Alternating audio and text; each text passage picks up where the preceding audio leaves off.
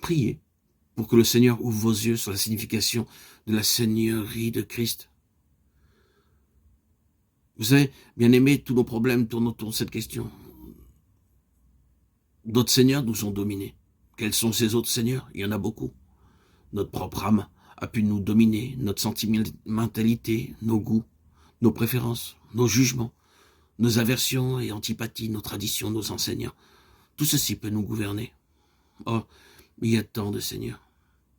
Et ils peuvent être juste en train de gouverner. Le Seigneur est désireux de nous amener dans un lieu plus grand, plus libre, un lieu de ciel ouvert. Mais quelque chose nous tyrannise encore. La vie naturelle, le moi est sur le trône. Nous avons une façon horrible de tout attirer à nous-mêmes. Dès que quelque chose se dresse, nous entrons dans le centre de l'arène, car la vie du moi gouverne sur le trône.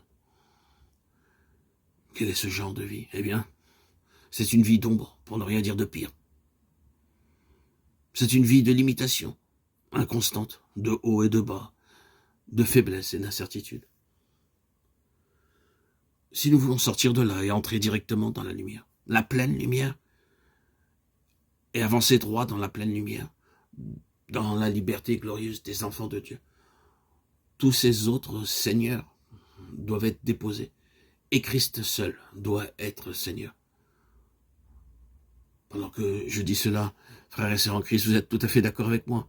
Vous dites oui, bien sûr, nous voulons que Christ soit Seigneur. Nous ne voulons rien de moins que Christ soit Seigneur. Nous savons qu'il doit être Seigneur. Nous savons que Dieu l'a fait Seigneur et Christ.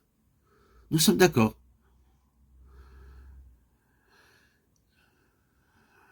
Bien-aimés, ceci est bien. Mais de quoi s'agit-il? Alors que nous avons donné notre assentiment, que nous sommes d'accord, allons-nous encore être à la page? Allons-nous encore permettre à nos vieilles dominations de nous influencer? Établir Christ comme Seigneur est une chose qui ne peut se faire par consentement, bien qu'il le faille, mais seulement en étant brisé. Nous devons dire au Seigneur, Seigneur, brise tout ce qui te gêne, occupe-toi de tout ce qui est une entrave à ta seigneurie absolue. Mon idole la plus chère, quelle qu'elle soit, aide-moi à la renverser de ton trône et à n'adorer que toi seul. Il peut y avoir quelque chose de très cher, une partie de notre être même, notre vie, notre moi, qui est un obstacle. Quelque chose doit se faire en nous. Mais que nous puissions voir tout ce qui dépend de la place de la signification de Christ comme Seigneur, dans l'économie divine des choses. Qu'est-ce qui en dépend? C'est la gloire de Christ. Êtes-vous jamais arrivé à une nouvelle position avec le Seigneur où sa seigneurie a été établie dans un nouveau chemin, dans une nouvelle question, dans une nouvelle sphère?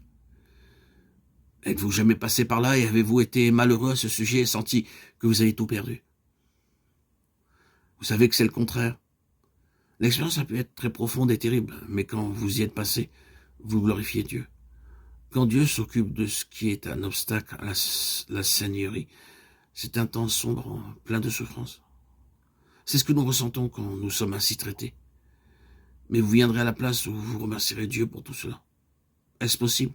Je suis sûr, et dans un certain degré l'expérience le confirme, que quand nous sommes de l'autre côté et que le Seigneur a une nouvelle place dans nos vies, nous le remercions et lui disons, tu as été juste, fidèle et véritable. Vous pouvez le dire comme faisant partie de votre foi. C'est une grande chose de le dire comme faisant partie de votre expérience. Fidèle et véritable. La gloire de Dieu sur la face de Jésus-Christ, la gloire de Christ, l'évangile de la gloire de Christ comme Fils de Dieu. Tout nous est présenté dans des termes de vie, lumière, seigneurie. Les trois prérogatives de la gloire du Fils de Dieu. Que le Seigneur nous amène à le vivre, bien-aimés, frères et sœurs en Christ, auditeurs et auditrices.